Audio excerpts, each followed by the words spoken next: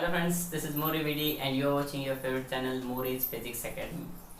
दोस्तों ये नाम तो याद रह चुका होगा अभी आपको, क्योंकि हमने जो लेसन स्टार्ट किए, पहला लेसन तो खत्म कर दिया, उसके बाद ये दूसरा लेसन है। जो दूसरा लेसन मतलब हम तीसरा लेसन ले रहे हैं, दूसरा गैप दे दिया है तो तीसरा लेसन का ये अभी फोर्थ लेक्चर रहेगा। सॉरी, ये फिफ्थ वाला लेक्चर है क्योंकि फोर्थ ले चुके हैं हम, यहाँ पे राइटिंग में है, तो ये फिफ्थ लेक्चर रहेगा, kinetic theory of gases and radiation. उसमें अब फिफ्थ लेक्चर में आप समझ रहे होंगे कि मोर देन 70% सिलेबस हमने कवर कर लिया है इस लेसन का। तो इस लेसन में अभी आप देखेंगे क्या है एक्चुअल, तो ये पॉइंट है यहाँ पे Fery's black body. Fery's black body मतलब क्या है? फेरी नाम के जो साइंटिस्ट थे उन्होंने ब्लैक बॉडी कंसिडर किया। ब्लैक बॉडी करती क्या है? ब्लैक बॉडी एब्जॉर्ब करती है। क्या एब्जॉर्ब करेगी? हीट एब्जॉर्ब करेगी एट एनी वेवलेंथ, मतलब at any amount of wavelength it will be absorbed 100%, that means 98% तो 100% कर लेगी वो। और उसी के लिए फेरी ने अपने नाम का एक कंस्ट्रक्शन किया, एक वेव किया, और वो वेव आपके सामने आज मैं रखने वाला हूँ, फेरीज ब्लैक बॉडी बोल के। और इसको ऐसे भी बोला जाता है परफेक्टली ब्लैक बॉडी, क्योंकि वो 100% हीट एब्जॉर्ब करती है, ऐसे बोलते हैं, लेकिन 98% करेगी वो। ठीक है, तो 98% हीट अगर वो एब्जॉर्ब कर रही है तो उसको क्या बोलेंगे हम? फेरीज ब्लैक बॉडी और परफेक्टली ब्लैक बॉडी। अब ये परफेक्टली ब्लैक बॉडी करती क्या है? एक्चुअल डेफिनेशन क्या है? The perfectly black body is the body which absorb all amount of heat, okay, all heat radiant energy. The body which absorb all radiant heat energy or all radiant energy at any wavelength is called as perfectly black body। ठीक है, अब ये perfectly black body की definition तो बता दी मैंने। यहाँ पे क्या रहेगा? 3 पॉइंट रहेंगे सबसे इंपॉर्टेंट। पहला पॉइंट रहेगा कोएफिशिएंट ऑफ एब्जॉर्प्शन। क्या बोल रहा मैं? Coefficient of absorption. दूसरा रहेगा कोएफिशिएंट ऑफ रिफ्लेक्शन। अब ये कोएफिशिएंट ऑफ एब्जॉर्प्शन जो है इसको दिखाएंगे ए से, कोएफिशिएंट ऑफ रिफ्लेक्शन इसको दिखाएंगे आर से, एंड कोएफिशिएंट ऑफ ट्रांसमिशन। ठीक है, सो कोएफिशिएंट ऑफ ट्रांसमिशन, सॉरी ये टी इज इक्वल्स टू, ये दिखाएंगे टी से। तो ये देखिए बेटा, एब्सॉर्प्शन करना है, रिफ्लेक्शन करना है, ट्रांसमिशन करना है, बट यहाँ पे आप देख सकते हैं इस फेरिस ब्लैक बॉडी में आपको ट्रांसमिट नहीं करना है, आपको एब्जॉर्ब करना है। लेकिन अगर बात आती है कोएफिशिएंट ऑफ ट्रांसमिशन की, एब्सॉर्प्शन की या फिर रिफ्लेक्शन की, जब तक एब्सॉर्प्शन नहीं होगा, रिफ्लेक्शन नहीं होगा, रिफ्लेक्शन नहीं होगा, ट्रांसमिशन नहीं होगा, ये सारी बातें यहाँ पे इंक्लूड रहेगी। मतलब इस पार्ट में आप देख सकेंगे कि फेरी किस तरह से अपनी बॉडी को डिजाइन कर रही है। तो देखिए यहाँ पे मैं उसकी डायग्राम बना देता हूँ, आप देख सकते हैं डायग्राम में।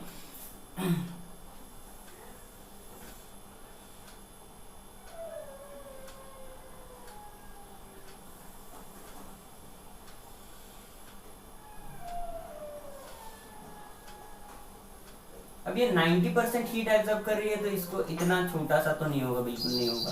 इसको थोड़ा सा हम छोटा कर देते हैं, इस तरह से ये वाला पार्ट बना देते हैं वहां पे, जो कि वो कम से कम हीट रेडिएंट कर सके, जो कि इवैक्यूएट कर सके। अब यहाँ पे एक कोनिकल फ्लास्क बना दिया है उन्होंने। क्या कर दिया? Conical projection. अब ये कोनिकल प्रोजेक्शन इस तरह से रहेगा, यहाँ पे ये बॉर्डर पे, इस सेंटर पॉइंट पे ये रहेगा आपका कोनिकल प्रोजेक्शन। ठीक है, इसको आप ऐसे ड्रॉप भी कर सकते हैं, जो कि आपको यहाँ पे क्या करना है, जो इंसिडेंट रेज आएंगी बाहर से, जो इस तरह से रहेंगी, ये वाली इंसिडेंट रे, ये एरो देखिए यहाँ पे। तो ये इंसिडेंट रे जब ये कोनिकल फ्लास्क पे गिरेगी तो ये डेफिनेटली इस तरफ उस तरफ दोनों तरफ क्या हो जाएगा? ट्रैवल हो जाएंगी। तो जब वो ट्रैवल होती है तो किस तरह से ट्रैवलिंग करेगी? 100% ऑटोमेटिकली, जिस तरह से करना चाहिए उसको उस तरह से ऑटोमेटिकली वो करती रहेंगी। ये तो इस तरह से घूम गई, समझो ये इधर गई, फिर ये समझो इधर आ गई, फिर ये इधर आ गई, फिर से, ठीक है, फिर से वो इधर आ गई, इस तरह से ये ऑटोमेटिकली अंदर क्या रहेगी? घूमती रहेंगी। अगर ये घूमती रही तो डेफिनेटली इसकी डायरेक्शन जो रहेगी ऑटोमेटिकली इनसाइड द प्रोजेक्शन रहेगी। तो ये कोनिकल प्रोजेक्शन आपका ये रहेगा, कोनिकल प्रोजेक्शन। ठीक है, देखिए बच्चों, इस क्वेश्चन को बहुत ही इंटरेस्ट से लीजिए, क्योंकि ये 2000 मतलब लास्ट ईयर में भी आया था, इस साल में भी इसके बहुत सारे क्वेश्चंस आए हैं इस पे, तो डेफिनेटली अगले साल भी इस पे क्वेश्चंस होंगे। फिलहाल तो आप देखिए incident radiation,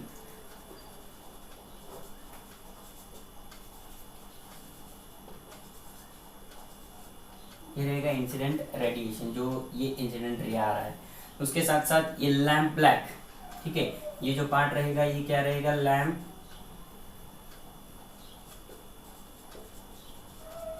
actually perfectly black body होती ही नहीं है।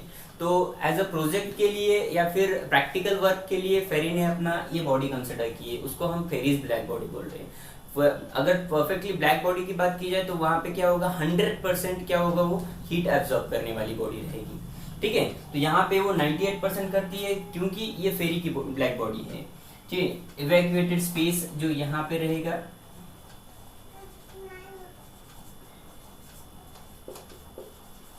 ठीक है। उसके बाद निकल पॉलिश्ड आउटर एज है और डबल बॉल्ड हॉलो मेटल भी है यहाँ पे। तो ये आउटर एज जो है ये क्या है, निकेल पॉलिश्ड है, और जो इंटीरियर पार्ट है वो अलग है। अलग है मतलब आप क्या कंसिडर कर सकते हो उसको, मेटल सरफेस है, देखिए आप इसको ऐसे एप्रिएचर या फिर उसको बोल सकते हैं आप लैम्प ब्लैक। जो इंटीरियर पार्ट है ना वो क्या है, लैम्प ब्लैक है। टोटल बॉडी एब्जॉर्ब, अब आपको पता है कि हम समर सीजन में ब्लैक कलर के ड्रेसेस जो है कम यूज करते हैं। क्यों नहीं करते, क्योंकि आपको पता है ब्लैक कलर जो है वो क्या करता है, एब्जॉर्ब करता है। तो एब्जॉर्ब करता है तो इसीलिए यहाँ पे इंटीरियर पार्ट जो कैसा लिखा है, लैम्प ब्लैक दिया गया है। इंसिडेंट रे आ रहे हैं यहाँ पे, ये देखिए आप, इसका कंस्ट्रक्शन अगर बोला जाए तो कंस्ट्रक्शन में ये सारी चीजें आएंगी। इस पे क्वेश्चन इस तरह से भी रहेगा कि define Ferry's black body as well as give its construction and working। तो डिफाइन बोला तो डेफिनेशन आपको पता है, the body which absorb all amount of radiant heat energy is called as Fery's black body या फिर परफेक्टली ब्लैक बॉडी। और दूसरे साथ कंस्ट्रक्शन में ये चीजें आएंगी। क्या क्या है यहाँ पे, क्या क्या लिया गया है, निकेल प्रोजेक्शन लिया, कोनिकल प्रोजेक्शन लिया गया है, इवैक्यूएटेड स्पेस दिया गया है इन दोनों में, क्योंकि ये टोटल एब्सॉर्प्शन हो जाएगा। एब्सॉर्प्शन अगर हो रहा है तो ये जो एब्सॉर्प्टिव एनर्जी है, रेडिएशन है या फिर कंडक्शन है या फिर कन्वेक्शन है, तो कन्वेक्शन या कंडक्शन से ये इधर आ सकती है। आपको आपने पढ़ा है ये कंडक्शन और कन्वेक्शन क्या है, पहले लेक्चर प्रीवियस लेक्चर्स में हमने ये देखा है। तो ये क्या हो जाता है, यहाँ पे जो आप हीट एब्जॉर्ब कर रहे हैं ये लैम्प ब्लैक सरफेस पे, ये टोटल जो हीट रहेगी यहाँ पे, मतलब इंटीरियर पार्ट पे, मैं यहाँ पे देख देता हूं 98% हीट इज एब्जॉर्ब्ड, ठीक है। 98% हीट क्या हो रही है यहाँ पे, एब्जॉर्ब हो रही है, ठीक है। ओनली 2% हीट यहां से बाहर निकलेगी, कितनी, 2%। तो इसीलिए यहाँ पे इस बॉडी को हम कहेंगे परफेक्टली ब्लैक बॉडी। अब जब परफेक्टली ब्लैक बॉडी की डिफरेंशिएशन करना चाहेंगे आप, तो ये डबल वॉल्ड क्यों है डबल वॉल्ड, क्योंकि मैंने अभी बताया कंडक्शन या फिर कन्वेक्शन, कंडक्शन या फिर कन्वेक्शन से ये हीट जो यहाँ पे सिचुएट है, ये हीट एनर्जी यहाँ पे ना आए, क्योंकि बाहर अगर आ रही है वो तो बाहर ट्रांसमिट हो जाएगी। तो ये एक तरह से हम कह सकते हैं कि आपका थर्मस, जो चाय वगैरह के लिए यूज करते हो आप लोग, तो वो वाला थर्मस जिस तरह से काम करेगा ना, उस तरह से ये परफेक्टली ब्लैक बॉडी काम करेगी, ठीक है।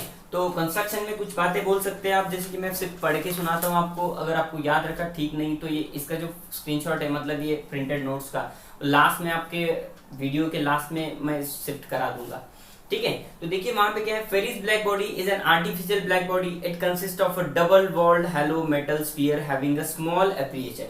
ये double walled hollow metal sphere, ये देख रहे हैं आप, ये फर्स्ट वॉल, ये सेकंड वॉल, ये इंटीरियर, ये एक्सटीरियर। तो ये double walled hollow metal sphere, sphere मतलब सर्कल कंसिडर कर रहे हैं, और ये इस पे यहाँ से क्या है, स्मॉल एपरेचर है, क्या है वहां पे, स्मॉल एपरेचर। अब आगे क्या बोला जाता है, the interior surface is coated with lamp black.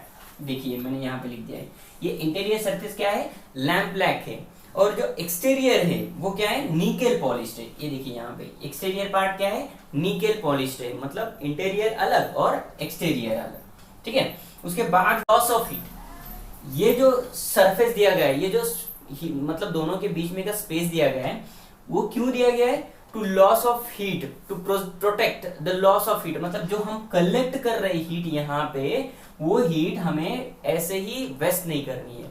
तो तो अगर वो एक ही वॉल होता तो क्या हो जाता, कंडक्शन और कन्वेक्शन की वजह से ये बाहर निकल जाती। तो बाहर ना निकले इसके लिए हमने क्या किया है, डबल वॉल किया है। ठीक है, तो नेक्स्ट आप देख सकते हैं यहाँ पे वर्किंग इसकी। वर्किंग क्या है, तो वर्किंग में मैंने बता दिया है कि रेडिएंट हीट एंटर होती है, उसके बाद क्या होता है, एब्जॉर्ब होती है, मतलब ये कोनिकल प्रोजेक्शन पे चली जाती है, डिफरेंट एरिया में ट्रैवल हो जाती है, उसके बाद क्या हो जाएगा, ये हीट एब्जॉर्ब हो जाएगी। और वो कितनी हो रही है, 98%। After large number of reflection almost all the radiant heat is absorbed by the sphere, Thus, aperture acts as a perfectly black body। तो क्या हो जा रहा है यहाँ पे, 98% हीट एब्जॉर्ब हो रही है। अगर वो 98% हीट एब्जॉर्ब हो रही है तो क्या हो जाएगा, यहाँ पे कुछ बोलने की बात ही नहीं रहेगी, मतलब ये परफेक्टली ब्लैक बॉडी कहलाई जाएगी। ठीक है, तो इस तरह से इसका छोटा सा प्रोजेक्शन रहेगा, very important, very interesting part रहेगा। फिगर आप ड्रॉ कर सकते हैं, साथ में कंस्ट्रक्शन और वर्किंग मैंने बताई है, किस तरह से कंस्ट्रक्शन रहेगा, किस तरह से वर्किंग रहेगी, पहले ही डेफिनेशन भी बता दी गई है। तो अगर इस पे कुछ प्रॉब्लम रहेगा तो आप मुझे कॉल कर सकते हैं, कमेंट कर सकते हैं, प्लीज पाओ। जब आपने ये नोट डाउन कर लिए तो अब मैंने इसको रफ कर दिया, तो अब देखेंगे वेन्स डिस्प्लेसमेंट लॉ। तो देखिए वेन्स डिस्प्लेसमेंट लॉ क्या होता है। ठीक है, वेन्स डिस्प्लेसमेंट लॉ,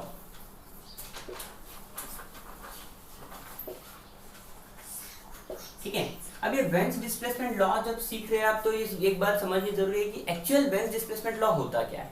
तो यहाँ पे एक सीधी सी बात है, क्या बात है, the wavelength that is maximum wavelength is inversely proportional to, किसको क्या कह रहा हूं मैं, the maximum wavelength is inversely proportional to its absolute temperature. इतना छोटा सा लॉ बनेगा, that is what, the maximum wavelength of wavelength is inversely proportional to its absolute temperature is called as its Wen's displacement law। तो ये Wen's displacement law जो है इस तरह से हम बता सकते हैं। अब यहाँ पे ये साइन हटा दो तो क्या हो जाएगा, lambda max is equals to b into 1/t। अब ये b इंटू 1/t लिखने की भी जरूरत नहीं है, एक्चुअली b इंटू b/t भी लिखे तो भी चलेगा क्योंकि मल्टीप्लीकेशन में स्टेट में रहेगा।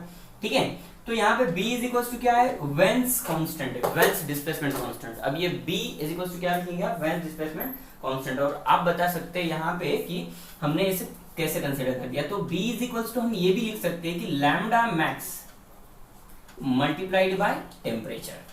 तो ये रहेगा आपका वेन्स डिस्प्लेसमेंट कांस्टेंट। और ये b की जो कीमत रहेगी 2.989, ठीक है, 2.989 into 10⁻³ So b is equals to 2.989 into 10⁻³ ये कीमत रहेगी b की। b क्या है हमारे पास, वेन्स डिस्प्लेसमेंट कांस्टेंट, और ये रहेगा यम के पोजीशन में। ठीक है, तो ये आपको वैल्यू याद रखनी है। ये न्यूमेरिकल्स में जब आप न्यूमेरिकल सॉल्व करेंगे इस पे, तो ये वाले वैल्यूज आपको याद रखने बहुत जरूरी होते हैं। तो जब आप डेफिनेशन बताएंगे तो definition it states that the maximum wavelength of body is directly proportional to its absolute temperature, या फिर the maximum wavelength is inversely proportional to its absolute temperature। तो ये वाली छोटी सी डेफिनेशन आप तैयार कर सकते हैं, आप बोल सकते हैं। उसके बाद इसको साइन हटा दो, ये डायरेक्ट इनवर्सली प्रोपोर्शनल का तो वहां पे कांस्टेंट ले लो, b is the constant, that is veins constant बोला जाएगा उसको, और b की वैल्यू दी जाएगी, b is equals to lambda max multiplied by t, as well as b is equals to 2.989 into 10⁻³ mK। तो ये वाला इतना छोटा सा लॉ है जो आप समझ सकते हैं एकदम इजी वे में।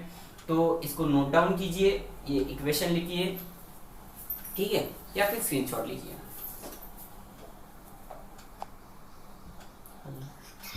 हेलो, देखिए अब जो क्वेश्चन रहेगा, स्टेट क्रिस्चॉफ्स लॉ ऑफ, क्या बोलते हैं हम उसको, इक्वल रेडिएशन या फिर रेडिएशन। ठीक है, तो क्रिस्चॉफ्स लॉ क्या कंसिडर करेगा,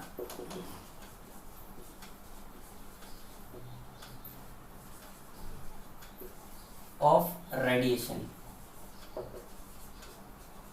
इसको किस तरह से रिप्रेजेंट करेंगे आप, इसको किस तरह से डिफाइन करेंगे। एकदम छोटा वे है, एकदम सिंपल वे है। A is equals to E बताने का है। व्हाट इज ये, coefficient of absorption is equals to coefficient of emission. ठीक है, इतनी छोटी सी डेफिनेशन है। अगर ये स्टेटमेंट आ गई, 2 मार्क्स के लिए स्टेटमेंट दी जाती है आपको, जो कि लॉज है, थ्योरम्स है, तो ये वाले स्टेटमेंट आपको याद करने होते हैं। तो यहाँ पे क्या करना है आपको, ये डेफिनेशन या फिर स्टेटमेंट जब आप बता रहे हो तो क्या बताएंगे, coefficient of absorption is equals to coefficient of emission. ये इतना छोटा सा लॉ रहेगा। अब इसको प्रूफ कैसे करेंगे, तो हम क्या कंसिडर करते हैं, आपने 10th में पढ़ा है ये वाला पार्ट। अब ये 10th में पढ़ा है, मतलब किस तरह से हमने दो बॉडीज कंसिडर की थी। ये इवैक्यूएटेड सरफेस है, ठीक है, मतलब एनक्लोज्ड एयर एनक्लोज्ड सरफेस है, यहाँ पे इवैक्यूएटेड पार्ट कंसिडर किया जाएगा। एक बॉडी रहेगी जिसका नाम दे देते हैं O, और ये दूसरी बॉडी रहेगी जिसका नाम दे देते हैं B, ठीक है। तो ये दो जो बॉडीज है, एक परफेक्टली ब्लैक बॉडी कंसिडर कीजिए, मतलब उसमें हीट रहेगी, हीट कितनी रहेगी 100% रहेगी, मतलब 98% हम अभी पढ़ चुके हैं। फेरिस ब्लैक बॉडी अभी पढ़ा है ना हमने। तो यहाँ पे क्या कंसिडर करेंगे, हम एक बॉडी कंसिडर करेंगे, यहाँ पे हमने दे दी इसको हीट, चलो ठीक है। अब ये वो जो बॉडी है ये हीट एब्जॉर्ब करेगी कि इमिट करेगी, definitely it will be emitting the heat. अब जो सेकंड वाली बॉडी है जो बी है वो एम्प्टी बॉडी है, तो वो क्या करेगी, एब्जॉर्ब करेगी, ठीक है। मतलब हमने यहाँ पे क्या पढ़ा है, जो absorption is equals to emission, समझ रहे हो ना, emission is equals to absorption या फिर absorption is equals to emission. अगर ये बॉडी हीट दे रही है तो ये बॉडी हीट लेगी, अगर ये हीट बॉडी ले रही है तो ये बॉडी हीट देगी। कब तक होगा ये सारा, जब तक ये दोनों की हीट सेम ना आ जाए, मतलब इन दोनों की हीट जो है वो कांस्टेंट ना हो जाए। अब ये कांस्टेंट कब होगी, जब आप देखेंगे यहाँ पे coefficient of absorption, so absorption is equal to E energy emitted of body B, इस तरह से, ठीक है। तो ये एब्सॉर्प्शन कंसिडर करेंगे। अब ये एब्सॉर्ब कर रही है तो E की बात करेंगे, इतनी एनर्जी एब्सॉर्ब कर रही है, तो A into its area Q, ठीक है, A into its area Q consider किया। बट ये Q इज इक्वल्स टू क्या कंसिडर करेंगे, फिर से हम ये देखिए, आप जो EB है, EB की जो वैल्यू दी गई है, तो EB की वैल्यू एकदम छोटी है, एकदम सीधी सी बात की जा रही है। EB की जो वैल्यू हम कंसिडर करेंगे वो वैल्यू रहेगी आपकी Q की वैल्यू के बराबर, मतलब EB की जो वैल्यू रहेगी E बाय A, ठीक है।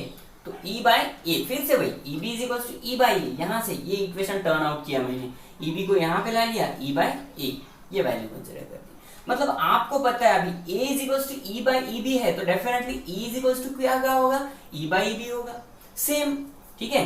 तो A is equal to E by EB, तो सेम कंडीशन पे E इज इक्वल टू कौन सा E, छोटा emission, coefficient of emission is equal to क्या हो जाएगा, सेम कंडीशन में हम क्या करेंगे, E डिवाइडेड बाय EB, ठीक है। फिर से वही टर्म आ जाएगी आपके पास, EB is equal to consider करो तो भी वही है, so EB is equal to क्या आ जाएगा, E बाय E, ठीक है। मतलब कोई भी टर्म अगर लेंगे तो ये दोनों एक साथ रहेंगे। तो इससे ये प्रूव हो सकता है कि coefficient of absorption is equal to coefficient of emission. तो ये थ्योरेटिकल प्रूफ भी मान सकते हैं। ये छोटी सी फिगर दिखाई मैंने आपको, इस तरह से आपको ये इजी वे में आपको पढ़ना आएगा। तो एक बॉडी कंसिडर कीजिए, इवैक्यूएटेड सरफेस कंसिडर कीजिए, उसमें दो छोटी छोटी बॉडीज रख दीजिए, एक ब्लैक बॉडी कंसिडर कीजिए, एक एम्प्टी हेलो स्फीयर कंसिडर कीजिए। दोनों का हीट बराबर नहीं होना चाहिए क्योंकि ब्लैक बॉडी में 98% हीट एब्सॉर्ब होती है। तो ये हीट ये ट्रांसमिट करेगी, किस में ट्रांसमिट करेगी, सेकंड वाली बॉडी में, ठीक है। तो जब ये सेकंड वाली बॉडी में ट्रांसमिट करेगी तो डेफिनेटली इसकी हीट उसमें ट्रांसफर हो जाएगी। या फिर ये एक छोटा सा आपने 8th में पढ़ा होगा या फिर 9th में या फिर 10th में कि एक बोतल बड़ी सी ले ली, एक छोटी बोतल ले ली, उसके साइड में बड़ी बोतल में पानी है, छोटी बोतल एम्प्टी है, तो क्या हो जाएगा, इसकी बोतल का पानी, मतलब दोनों का एरिया जब तक सरफेस सेम नहीं आ जाता तब तक पानी का बहाव जो क्या हो जाएगा, ट्रांसफर होता रहेगा। तो ये वाली बातें एकदम इजी, एकदम छोटी सी वे में आप देख सकते हैं। तो फिर से एक बार लास्ट में बता देता हूँ किरचॉफ्स लॉ ऑफ रेडिएशन क्या है।